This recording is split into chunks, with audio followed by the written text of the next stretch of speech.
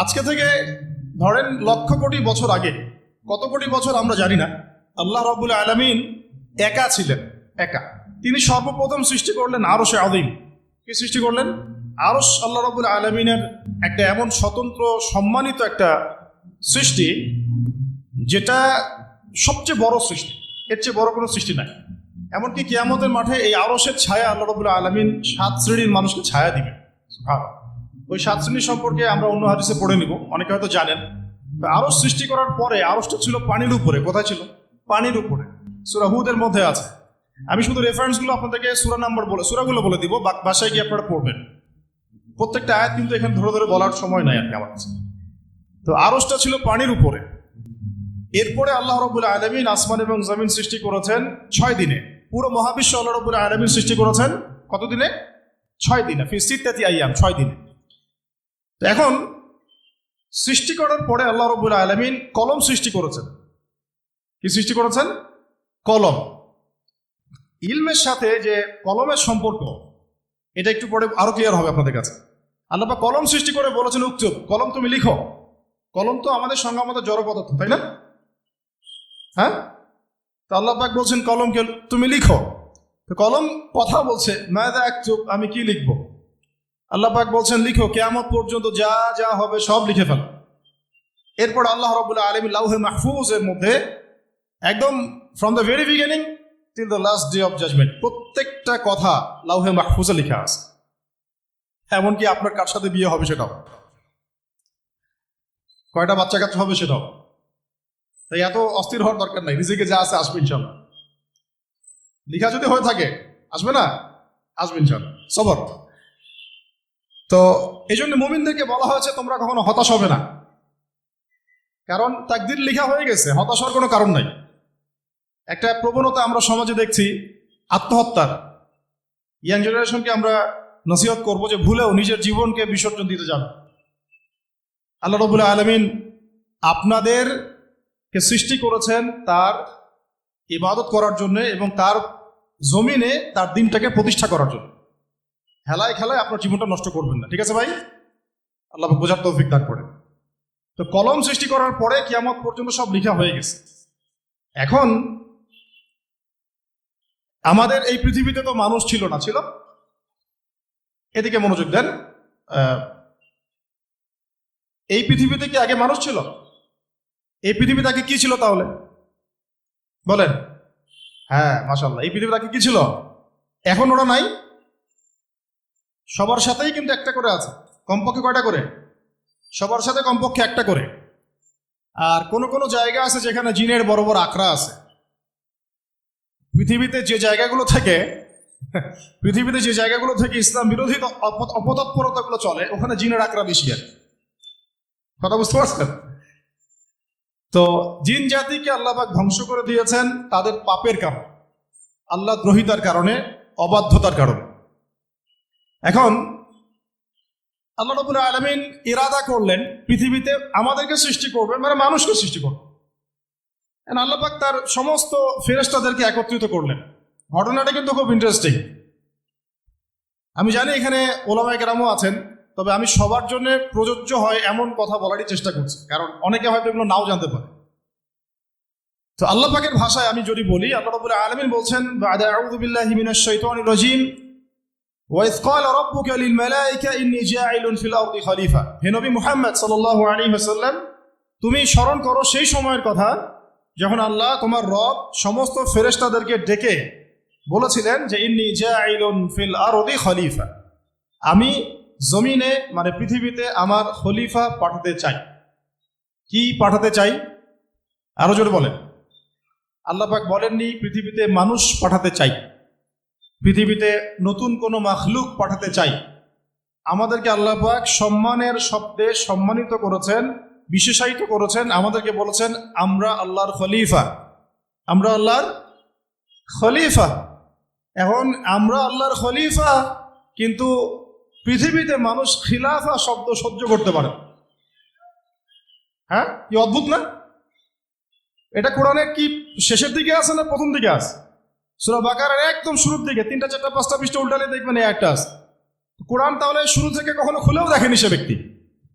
প্রমাণ হলো এটা, সে খুলেও দেখে না, অথবা দেখলেও সে এড়িয়ে গেছে। আল্লাহ পাক আমাদেরকে বললেন যে পৃথিবীতে আমি আমার খলিফা পাঠাতে চাই। তাহলে আদম আলাইহিস সালামকে আল্লাহ পাক মোহাব্বতের শব্দে, সম্মানের শব্দে বিশেষায়িত করলেন কি বলে? সুবহানাল্লাহ, সুবহানাল্লাহ। আর খলিফা কাকে বলে এটা আমি আপনাদেরকে বুঝাচ্ছি একটা দোয়া থেকে, একটা দোয়া থেকে। এই যে গাড়িতে করে আমরা বাসা থেকে আসলাম বা যখন কোনো সফরে যাই, আমরা একটা দোয়া পড়ি, সুবহানাল্লাযী সাখখারা লানা হাযা ওয়া মা কুন্না লাহু মুকরিনিন ওয়া ইন্না ইলা রাব্বিনা লামুনকালিবুন। এতটুকু তো পড়ি নাকি? বা এগুলো পড়তে হবে? বইমেলায় এসেছি শুধু লেকচার শোনার জন্য না, ছবি তোলার জন্য। আজকে জীবনটা পরিবর্তন করার নিয়াত করে যাইতে হবে, ঠিক আছে ভাই? বই প্রকাশ করা, ছাপানো, বিক্রি করা, লেখা, এর চেয়ে বড় কথা আমার জীবনটা ইলমের আলোয় আলোকিত করা। আমি বই লিখলাম ধরেন একটা, আমার মধ্যে সেই আমল নাই, লাভ নাই। লাভ আছে? আমি বই ছাপাইছি 100, 200, 500, 1000, আমি নিজেই আমল করি না, হবে? আগে আমল, আমল জরুরি। ইলমের সাথে আমলটা খুব বেশি জরুরি। আলেম তাকেই বলা হয় যে ইলম অনুযায়ী আমল করে। তাহলে আল্লাহ পাক বলেন লিমা তাকুলুনা মা লা তাফআলুন, তোমরা এমন কাজ, এমন কথা কেন বলো যে আমল নিজেরাই করো? কাবুরা মাকতান ইনদাল্লাহ আন তাকুলু মা লা তাফআলুন, আল্লাহর কাছে সবচেয়ে গর্হিত একটা অপরাধ তোমরা একটা কথা বলবা কিন্তু আমল করবে না। তো দোয়াটা মুখস্থ করবেন। এই দোয়ার নিচে একটা অংশ আছে, আল্লাহুম্মা আনতা সাহিবু বিস সাফারি। আমার কথাটা শুনেন, খলিফার অর্থটা বুঝেন। অনেকে তো অনেকভাবে ব্যাখ্যা করে আর কি। আল্লাহুম্মা আনতা সাহিবু ফিস সাফারি, আল্লাহ তুমি এই সফরে আমার সাথী। সফরে বের হওয়ার সময় দোয়া পড়ছি আমরা, আল্লাহুম্মা আনতা সাহিবু ফিস সাফারি, আল্লাহ তুমি এই সফরে আমার সাথী। ওয়াল খলিফাতু ফিল আহলি ওয়া মালি, আল্লাহ আমি তো বাসায় নাই, আমার বাসার আহাল মালের খলিফা হচ্ছে তুমি আল্লাহ। তাহলে খলিফা শব্দ দিয়ে কি বুঝলেন?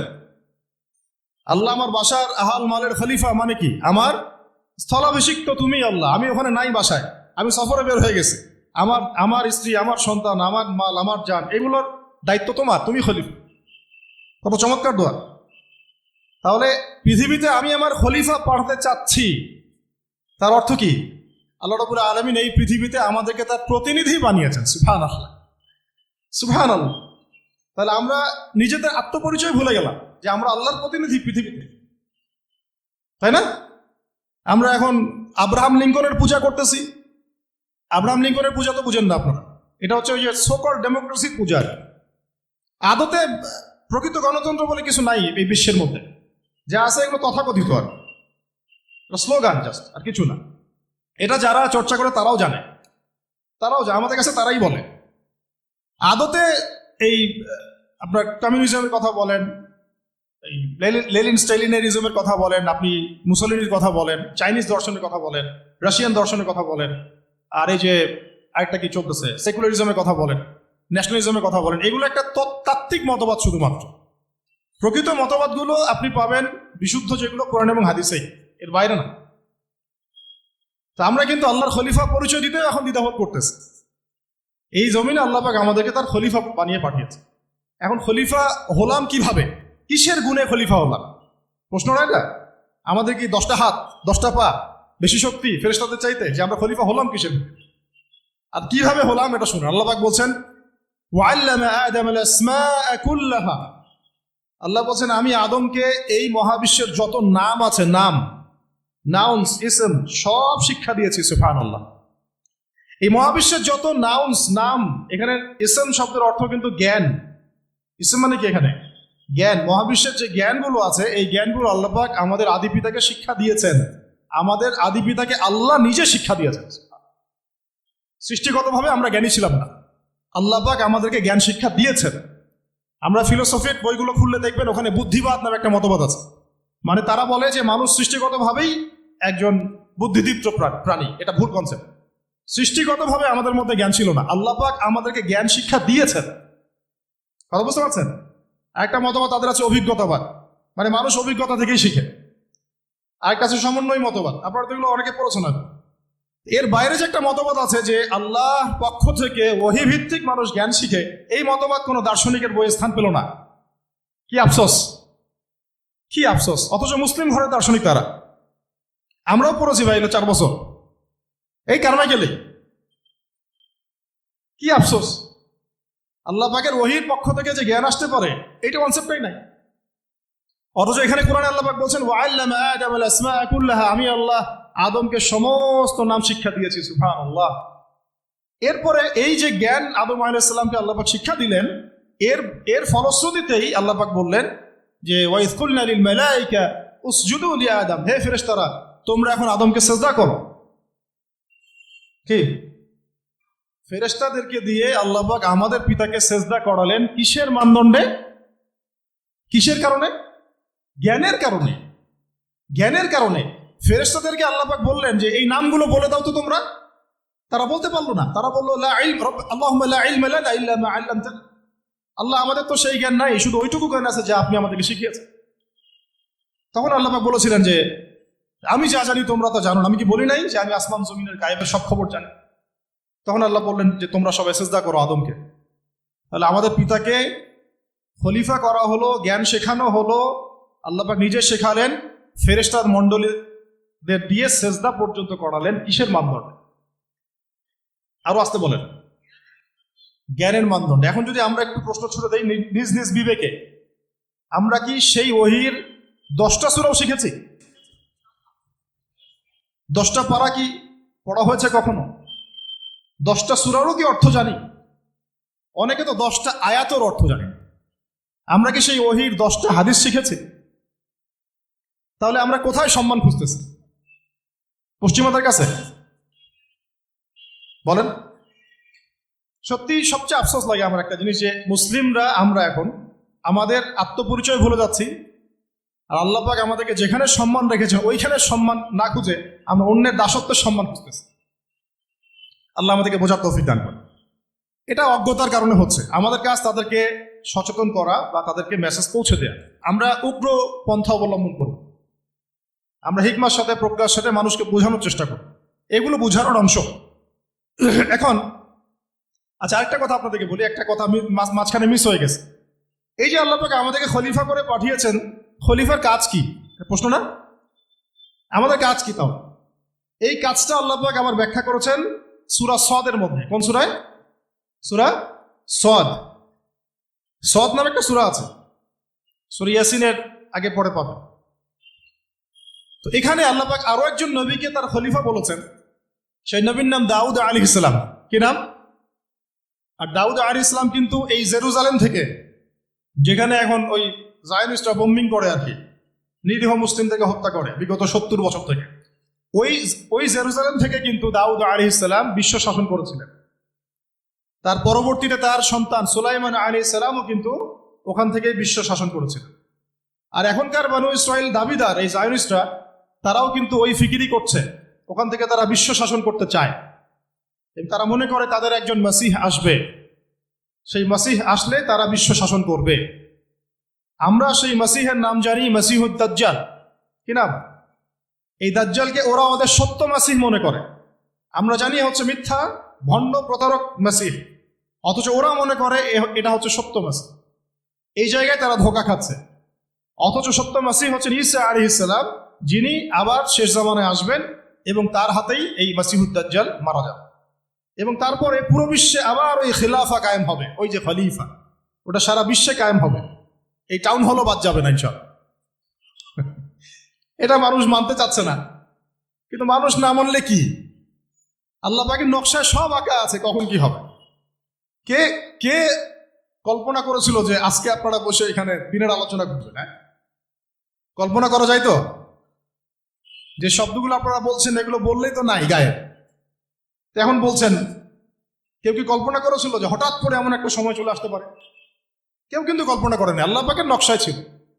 এখানে আমাদের একটা আফসোসের কথা, এখানে মাস্টার মাইন্ড আল্লাহ রাব্বুল আলামিন। প্রকৃত মাস্টার মাইন্ড কে? আমরা ক্রেডিট নেওয়ার প্রতিযোগিতায় ব্যস্ত হয়ে আছি এখন, কার কত ক্রেডিট নেওয়া যায়।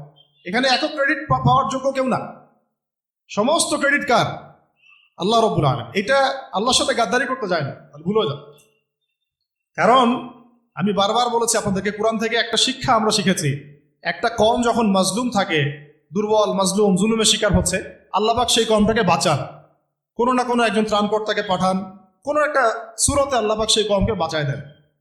আবার যদি এই নিয়ামতটা পাওয়ার পরে ওই কওম আবার এই জুলুম শুরু করে, আবার আল্লাহ দ্রোহিতা শুরু করে, আল্লাহ পাক তার চেয়ে বড় জালেম চাপাই দেন। কথা বুঝতে পারছেন? আল্লাহর সাথে গাদ্দারি করতে যাই না, আল্লাহ পাক আমাদেরকে বোঝার তৌফিক দান। খলিফার কাজটা কোথায় পাবেন, কোন সূরায় ভাই বলেন? সূরা সাদে আল্লাহ পাক দাউদ আলাইহিস সালামকে খলিফা সম্বোধন করে বলছেন, ইয়া দাউদ, কি চমৎকার আহ্বান, ইয়া দাউদ, হে দাউদ, ইন্না জাআলনাকা খলিফাতান ফিল আরদ, দেখো আমি আল্লাহ তোমাকে পৃথিবীতে খলিফা করেছি। কি করেছি? খলিফা করেছি। তোমার কাজ কি শোনো, ফাহকুম বাইনান নাসি বিল হক, বোঝার চেষ্টা করেন একজন খলিফার কাজ কি। খলিফা মানে আল্লাহর প্রতিনিধি, জমিনে যে দায়িত্বশীল, অন্য মানুষের উপরে যে দায়িত্বশীল, তার কাজ ফাহকুম বাইনান নাসি বিল হক, মানুষের মাঝে ন্যায় বিচার প্রতিষ্ঠা করবে, এটা তোমার কাজ।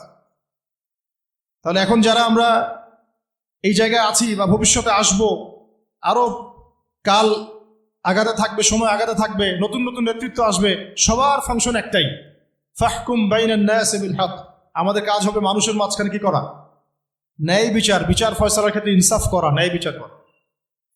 তো ন্যায় বিচার তো এখন জাদুঘরে আছে নাকি? হ্যাঁ, কোনো কোনো ক্ষেত্রে আমরা চাই না যে ন্যায় বিচার জাদুঘরে যাক, আমরা চাই আবারও ন্যায় এবং সাম্যের সমাজ প্রতিষ্ঠা। ইনশাআল্লাহ এরপর থেকে আমরা কোনো অন্যায় সহ্য করব না।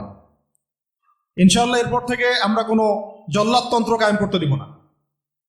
আমাদের যা আছে তাই নিয়ে প্রতিবাদ হবে ইনশাআল্লাহ। কারণ এখনকার প্রজন্ম প্রতিবাদের ভাষা বুঝে। এখন যদি আপনারা আবার সেই প্রাচীন জুলুমের তন্ত্রে মন্ত্রে ফিরে যান, তাহলে আল্লাহর গজব চলে আসবে, বড় গজব। তো খলিফার কাজ কি ভাই? কি কাজ বললাম বলেন? মানুষের মাঝখানে ন্যায় বিচার প্রতিষ্ঠা করা। আরো আছে, আয়াত শেষ হয় নাই। আল্লাহ পাক বলছেন, ওয়ালা তাত্তাবিউল হাওয়া, ন্যায় বিচার করতে গিয়ে নিজের দাসত্ব মানে প্রবৃত্তির অনুসরণ করো। ন্যায় বিচার করতে গিয়ে নিজের প্রবৃত্তির অনুসরণ করো না, মন গড়া বিধানের অনুসরণ করো না। আমার মামা, আমার চাচা, আমার খালু পার করে দিও না। প্রবৃত্তির অনুসরণ মানে কি? মন যাচাই তাই করো না। ন্যায় বিচার করতে গিয়ে আল্লাহ পাকের বিধান মেনে চলো। কারণ সূরা মাইদাতে আল্লাহ পাক বলেছেন, আয়াত নাম্বার 44, 45, 47, ওয়ামান লাম ইয়াহকুম বিমা আনজালাল্লাহ ফাউলাইকা হুমুল কাফিরুন, যারা আল্লাহ পাকের হুকুম অনুযায়ী বিচার ফয়সালা করে না তারা কাফির। 45-এ গিয়ে আল্লাহ বলছেন, ওয়ামান লাম ইয়াহকুম বিমা আনজালাল্লাহ ফাউলাইকা হুমুল ফাসিকুন, যারা আল্লাহ পাকের বিধান অনুযায়ী বিচার ফয়সালা করে না এরা ফাসিক, পাপাচারী। 47 নম্বর আয়াতে গিয়ে আবার বলছেন, ওয়ামান লাম ইয়াহকুম বিমা আনজালাল্লাহ ফাউলাইকা হুমুজ জালিমুন, যারা আল্লাহর হুকুম